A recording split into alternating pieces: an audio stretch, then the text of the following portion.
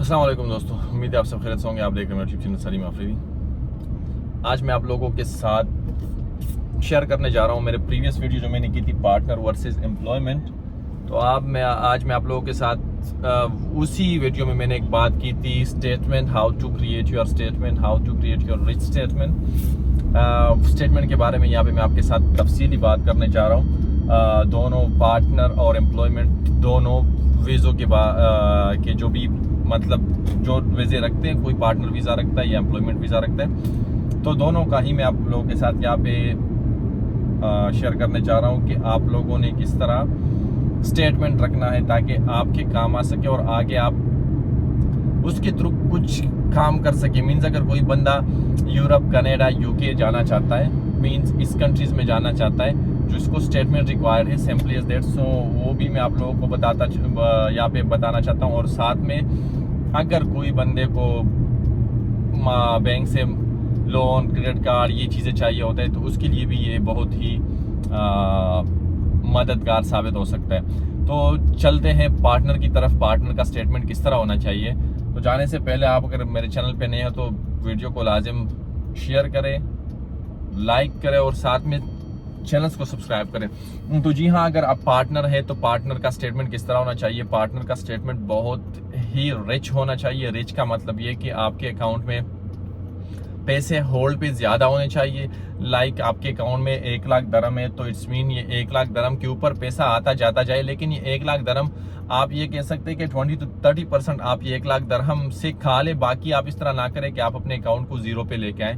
तो सबसे main important जो था ये है फर्स्ट पॉइंट। सेकंड पॉइंट, आपके जो पार्टनर अकाउंट है इसमें ज़्यादा से ज़्यादा आप ट्राई करें कि आपके चेक के ट्रांजैक्शन ज़्यादा हो। जो मतलब आपने जिधर अगर अपने प्रॉपर्टी ली हुई हो, प्रॉपर्टी मीन्स आप अगर जिस जगह पे आप रह रहे हो या जिस अपार्टमेंट आपने लिया हुआ है, लाजिम बात है वो चेक के थ्रू लिया होगा, मंथली वाइज या ईयरली वाइज जो आपने लिया होगा। तो उसके लिए आप ट्राई करें कि आप उसको चेक दे दे, कैश ना दे, कि आपके अकाउंट में चेक की एंट्री हो जाए कि भाई हाँ इसका ये चेक इन्होंने कैश किया, ये चेक इन्होंने विड्रा किया। तो जो मेन सबसे इम्पोर्टेंट चीज़ें वो यही है। और साथ में मैंने जिस तरह पहले भी आपको बता दिया, फिर भी बता रहा हूँ, आपके अकाउंट में आपने अपने अकाउंट में मीन्स आपने अपने अकाउंट में 30,000 दरम आपने डिपॉजिट कर दिए, मशीन के थ्रू डिपॉजिट किया, चेक के थ्रू डिपॉजिट किया। तो इसका मतलब ये नहीं है कि आप उठे और ये 40-50 हज़ार जो आपने डिपॉजिट किए, 20-30 हज़ार आप आज आपने डिपॉजिट किया और सुबह आपने निकाल दिए। ये कोई मानी नहीं रखती। ये इससे बेहतर ये है कि जब अपनी जेब में ही रखें या उसी टाइम बंदे को दे दे जिसको भी आपने देना हो। ये नहीं कि आपने 20 हज़ार डाल दिया, 20 हज़ार अगले दिन निकाल दिया, आपने बोला मेरा स्टेटमेंट इन आउट हो गया। नहीं नहीं नहीं, ये सबसे पुअर स्टेटमेंट है। और ये इस स्टेटमेंट को असल जुबान में या असल जो इसको बैंक वाले या एम्बेसी वाले इसको फेक स्टेटमेंट करा देते हैं और इसको वो इसकी स्टेटमेंट की बिहाफ पे आपका जो भी है वो रिजेक्ट कर देते हैं। इसके अलावा अगर आपने 40-50 हज़ार दरहम उसमें डाल दिए तो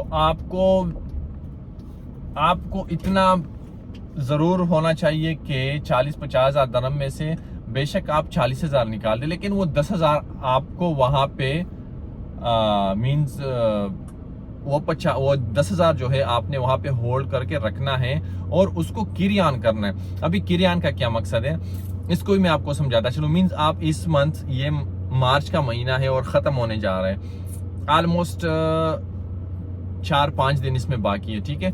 तो आप अपनी क्या करना है, इसको मस्ट इम्पोर्टेंटली इसको लाजिम आप सुनिए, बहुत इंपॉर्टेंट है। तो आपने मीन्स इस महीने में आपने 1 तारीख से लेकर 30 तारीख तक, फॉर एग्जांपल आपका जो ओपनिंग बैलेंस था महीने के स्टार्ट पे, जनवरी के स्टार्ट पे आपका जो फरवरी का एंडिंग था, क्लोजिंग था, और मार्च का ओपनिंग जो बैलेंस था वो था मीन्स 10 हज़ार।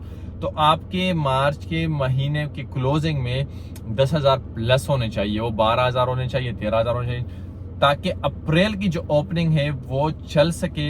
उसकी ओपनिंग अमाउंट जो है वो 12, 13, 14, 15 हज़ार जितना भी हो, लेकिन कम से कम 10 हज़ार से ऊपर होना चाहिए। जितना भी ज़्यादा हो उतना ही ज़्यादा उसका जो है इफेक्ट होगा। अगर आप जिधर भी आप अप्लाई करते हो वहाँ पे आपका पॉजिटिव इफेक्ट शो होगा और आपका काम आसानी से होता जाएगा। तो ये था एक महीने से दूसरे महीने का opening closing balance. I think so आप लोगों को समझ आया हुआ होगा। इसके अलावा चलते हैं एम्प्लॉयमेंट की तरफ। एम्प्लॉयमेंट स्टेटमेंट में क्या है और इसमें हमने क्या करना होता है। एम्प्लॉयमेंट स्टेटमेंट में, एम्प्लॉयमेंट स्टेटमेंट मींस सैलराइज्ड अकाउंट, वो स्टेटमेंट जो कि सैलरी के बिहाफ पे सैलरी के थ्रू वो चलता हो। सिंपल इज दैट, सैलरी उसमें आता है, उसी सैलरी के थ्रू वो चलता हो। तो इसको हम सैलराइज्ड अकाउंट कहते हैं या एम्प्लॉयड स्टेटमेंट, एम्प्लॉयड स्टेटमेंट उसको कहते हैं कि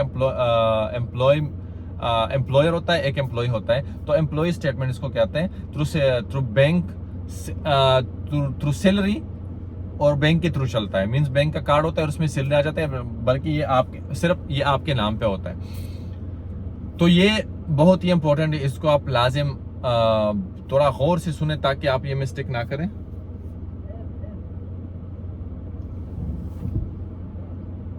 ताकि आप ये मिस्टेक ना करें, तो इस चीज के लिए भी आप क्या करें, आप थोड़ा सा गौर से सुने कि आपको पता लग जाए कि क्या करना है क्या नहीं करना है। तो देखिए, अगर आप सैलराइज्ड हो और आपकी सैलरी आपके अकाउंट में आती है, तो वही सैलरी आपने इस अकाउंट में शो करना है।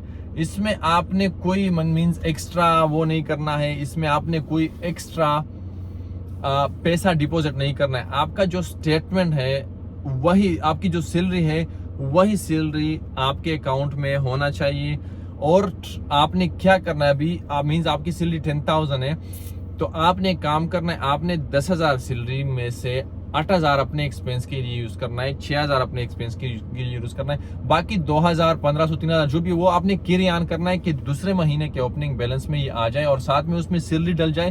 तो आपकी सैलरी अगर 10,000 है, तो अगर आपने 2,000 छोड़े तो आपकी हो जाएगी 12,000 टोटल ओपनिंग बैलेंस, या नेक्स्ट मंथ जो आपकी सैलरी आ जाएगी उसके साथ मिला के ये आ जाएगा 12,000। तो फिर आपने क्या करना है, आपने फिर से मीन्स 8,000 खाने हैं और वो 2,000 मीन्स 4,000 आपका थर्ड महीने के ओपनिंग बैलेंस पे चले जाएंगे।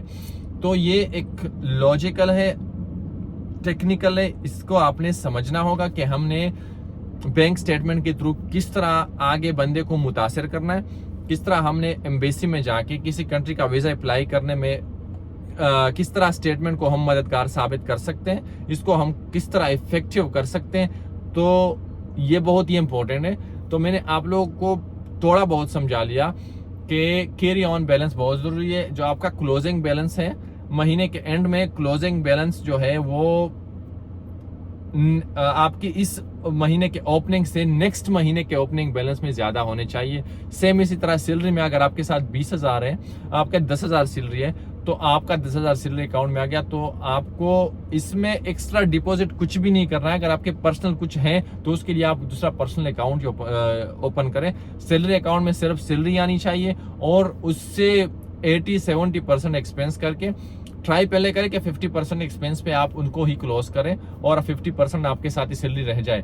अगर फिर भी नहीं हो तो 20% कम से कम लाजिम आपने रहने हैं ताकि आगे आपके काम आ सके। अगर किधर आपने अप्लाई करना है, किधर आपने बैंक में अप्लाई करना है या किधर आपने यूरोप कंट्रीज के लिए, यूके, कनाडा वगैरह के लिए अप्लाई करना है, तो ये आपके लिए बहुत मुफीद साबित होगा।